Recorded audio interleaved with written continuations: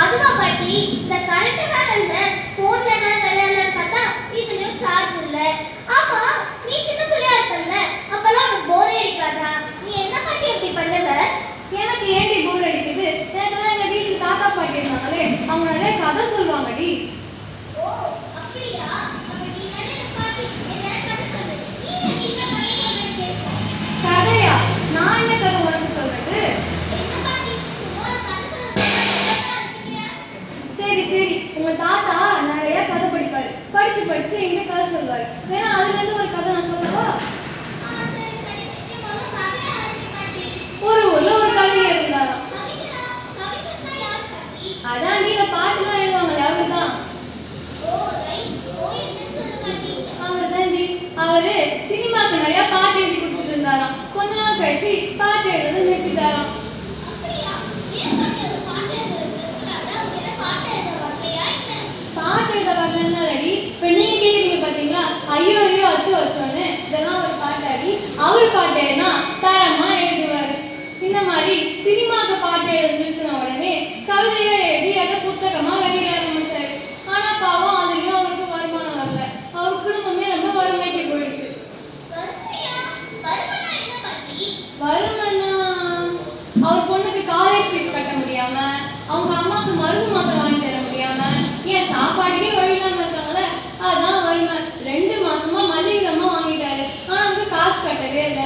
இப்படி போயிட்டு இருக்கும்போது ஒரு நாள் மளிகை கடைக்காரர் வீட்டுக்கு வந்து, ஏன்யா அரிசி வாங்குறீங்க, பருப்பு வாங்குறீங்க, உப்பும் தானே வாங்குறீங்க, அதை போட்டு திங்குறீங்களா இல்லையா அப்படின்னு கேட்டாரு. ஏன் பாட்டி அவர் அப்படி கேட்டாரு? நான் என்ன சொல்லி புரிய வைக்கிறது? உப்பு போட்டு சாப்பிட்டா சூடு சொரணை இருக்குன்னு அர்த்தம். உப்பு என் கடையில் வாங்குறீங்களா, அது போட்டு சாப்பிட்றீங்களா, உங்களுக்கு சூடு சொரணை இருக்கான்னு கேட்குறாருடி. ஓ அப்படியா? அச்சோ, ரொம்ப பாவம் இல்ல பாட்டி. பாவம் தாண்டி. இப்படியே போயிட்டு இருக்கும் போது ஒரு இயக்குனர் வராரு. இயக்குனரா? இயக்குனர்னா யார் பாட்டி? அதாண்டி இந்த படம்லாம் எடுக்கும் போது நீ அப்படி நடி நீ எப்படி நடி சொல்லுவாரு. ஐயோ, டைரக்டர்னு சொல்லு பாட்டி. அவர் தாண்டி. அவரு சும்மா வராம தட்டு நிறைய பூவு பழம், அதுக்கு 30,000 ரூபாய் பணம் வச்சு எடுத்துட்டு வர்றாரு. ஏன் இவ்வளவு அவருக்கு பணம் கொடுக்கணும்? அதைத்தான் அந்த கவிஞரும் கேட்டாரு. நீங்க ஏன் எனக்கு பணம் தரீங்கன்னு கேட்டாரு. அதுக்கு அந்த இயக்குனர் சொன்னாரு, இந்த மாதிரி நீங்க 5 வருஷத்துக்கு முன்னாடி எனக்கு ஒரு பாட்டு எடுத்தீங்க, அந்த பாட்டோட படம் வெளி வரல, அதனால இப்ப நான் தயாரிக்க போற புது படத்துக்கு இந்த பாட்டை வச்சுக்கிறேன்னு சொன்னாரு. அதுக்கு அந்த கவிஞர் சொன்னாரு, அதுக்கு அந்த இயக்குனர் சொன்னாரு, இந்த மாதிரி ஆனா அந்த பாட்டுக்கு உங்க பேரை போட மாட்டேன், என் பேரெல்லாம் போடுவேன்னு சொன்னாரு. அதுக்கு அந்த கவிஞர் சொன்னாரு, நீங்க இப்ப யார் பேரெல்லாம் போட்டுக்கோங்க, ஆனா எனக்கு பணம் வேணாம்னு சொல்லிட்டாரு. அப்படியா? பணம் வேணாட்டாரா? ஏன் பாட்டி பணம் வேணாண்டாரு? அதெல்லாம் வாங்க மாட்டாங்கடி. இதுல என்ன பாட்டி தப்பு இருக்கு? அதெல்லாம் வாங்க மாட்டாங்க. நல்லவங்க நேர்மையை கடைபிடிக்கிறவங்களாம் வாங்க மாட்டாங்க. ஐயோ, எங்க பாட்டி? வந்து போட்டு கொடுத்தா கூட நான் கால் பண்ணி கேக்குறேன். இருடி இரு, இது கதை. ஓ ஆமால கதல்ல. அப்புறம் ஏன் பாட்டி இவரு வாங்கிக்கல? அதெல்லாம் வாங்க மாட்டாங்கடி. இங்க பாருடி, நீ கதை கேட்டா நான் காசு சொன்னேன். இந்த மாதிரி கூத்து கேள்வி கேட்டு நான் கதையே சொல்ல மாட்டேன், பாத்துக்கோ. சரி சரி, அப்புறம் ஏன் பாட்டி இவரு வாங்கிக்கல? அதெல்லாம் வாங்க மாட்டாங்கடி. உன் கேள்விக்குலாம் என்னால பதில் சொல்ல முடியாது. இந்த கதை என்ன பத்தி வயமுத்து அவரே அவங்க சொன்னதான் உண்டு. எனக்கு வேலை இருக்கு, என்ன விடு. என்ன இந்த பாட்டி வேற இப்படி சொல்லிட்டாங்க? ஏன் அப்புறம் அந்த படத்தை வாங்கிக்கல? வைரமுத்தையா, எனக்கு வந்து இதுக்கு பதில் சொல்லுங்களேன்.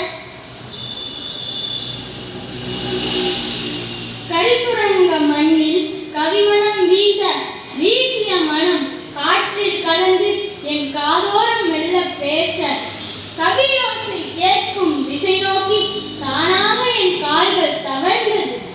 காதோரம் வெளுத்த தலைகளே கர்வமாய் கவலையாய் இருக்கும் என எண்ணினேன். அடுத்த தலைமுறையும் ஆவலாய் தமிழ்பால் பருக கண்டேன். ஆஹா, என்றென்றும் என் தமிழ் கன்னித் தமிழே என்று எண்ணி வியந்தேன். பாட்டி கதை கேட்டேன், வடை சுட்ட கதை அல்ல. இப்போதெல்லாம் வாயாலே வடை சுடுகிறார்களாமே, இது அந்த கதையும் அல்ல.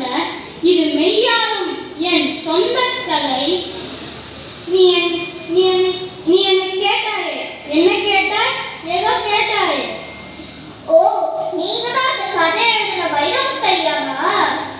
ஆம், நான் தான் இந்த கதை எழுதிய வைரமுத்து. அதில் என்ன கையம்? என் முகம்தான் மாறிவிட்டது, என் நிறமும் மாறிவிட்டதா என்ன? அங்கிள் நிறுத்துங்க அங்கிள். முதல்ல என் கொஸ்டினை கேளுங்க அங்கிள்.